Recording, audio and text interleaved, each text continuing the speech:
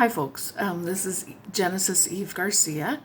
I have decided I want to be a little more proactive about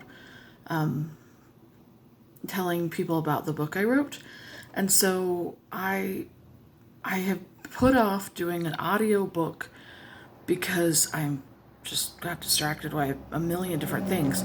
So I've made a goal to read from the book every day and post it on my YouTube channel, and so I hope that you'll enjoy that. So I'm going to start at the very beginning.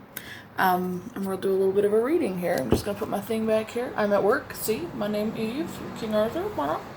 Okay, and this is the book. It's called, well, it's backwards because it's a thing. The Daily Observations of a Fat Girl on Her Journey to Try and Lose Weight. Okay, I'm going to start at the beginning here.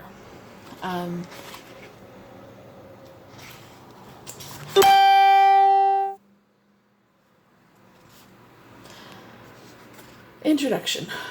I am a fat woman who has always wanted to lose weight. I've also always wanted to be a writer. For the past few years, I've had this dream of writing a book, but I couldn't think of anything to say. The problem is that I have this thing about total honesty in writing. I like it. I prefer it, at least for my own writing, and because hindsight has a way of changing one's perspective, I was stumped by the challenge of writing about things honestly without allowing hindsight to rewrite the active unfolding of an event. I realize that in order to truly do a moment justice, I have to record the moment as it unfolds. I would love to be able to map out this book and design it in a way that will guarantee a cathartic and generous revelation about self-improvement, spirituality, and love, but I can't. I am limiting myself to write a book that will unfold daily. I will write about the past, but only from the honest perspective of today. Maybe something magical will happen, maybe it won't. Hopefully, someone will write something delightful on the back of the book jacket to give you a clue about what you're getting into. Preface. I turned 41 years old a few weeks ago. This birthday hit me in a big way. I weigh about 330 pounds. Because of my weight, I have had problems with my menstrual period. A sensitive gynecologist told me in passing that I was barren. I have tried to have a baby since I married Antonio in 2015. I take progesterone shots, the pills, the Clomid, nothing. And it's all because of my 330 pounds. It's all because of me. It's all because I am a failure at self-control and eating right. I am a failure at daily exercise. I am a failure at life. I am a failure at becoming a mother. I am a failure at being a woman. If I wasn't so busy working full-time and being a stepmom to two amazing boys, I could get super depressed about this. But on occasion, when I have a moment to myself, these thoughts rumble around my addled mind. I have wanted to give up trying to have a baby as much as I want the joy of having a baby. The pain of not having a baby is overwhelming. And so I stopped taking my monthly progesterone shots because shots aren't fun. But without them, I find myself endlessly bleeding. January, in addition to being the advent of my 41st birthday, was also a time for never-ending flu, bronchitis, and non-stop menstrual bleeding. Imagine being feverish and coughing so much that giant clots of blood fall out of your body. That was January. Finally, I had the presence of mind to awaken from my cycle of misery and ask my husband to shoot progesterone into my hip. It had been a while. I lay sideways at the end of the bed while he prepared the needle. I tried to distract myself with my phone. He felt for my waist with his large, calloused hands. He has to find the top of the waist and then spread his hand back towards my butt and put the needle in a muscle that resides at the top of my buttocks. Instead of putting the needle into the muscle, he put it into a nerve in my hip. It felt like fire. I screamed, I yelled, I swore.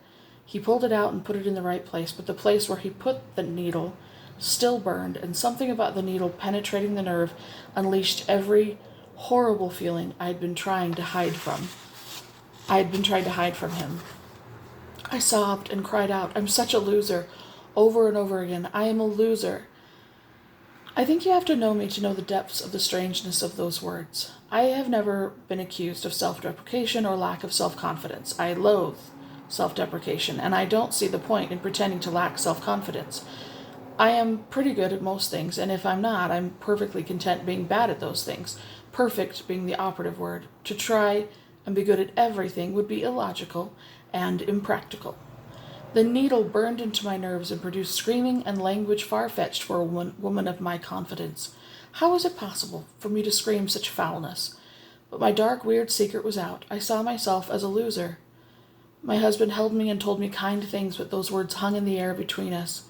The next day the bleeding stopped. The relief brought a sort of sanity, but I still had no way of knowing how to find my way to a place of healing. I could still feel a dull burning in my hip. I decided on Saturday that I needed to try and find some guidance in the temple. Quick primer for people unfamiliar with the practices of the Church of Jesus Christ of Latter-day Saints. We have temples where faithful, tithe-paying members can worship and participate in rituals. There are lots of opportunities for reflection and meditation. It is a calm, peaceful place, and I often find that the peace provides opportunities for me to organize my thoughts and receive guidance from God. While in the temple on Saturday, I received 3 pieces of wisdom. Number 1, it is in the best interest of the doctors who perform weight loss surgery to create in patients a sense of that weight loss surgery is the only way to lose weight. Number 2, I need to create a house of order at home. And number 3, I need to walk every day for 1 mile. The first piece of wisdom was a gift in that I have felt that trying to lose weight is a never-ending journey and there's no point in even trying anymore. This thought, the one about weight loss surgery, helped me overcome a hurdle and open my mind to the idea of hoping again. I suddenly felt a glimmer of hope for healthy weight loss without expensive surgery. I haven't allowed that thought to enter my mind for a few years.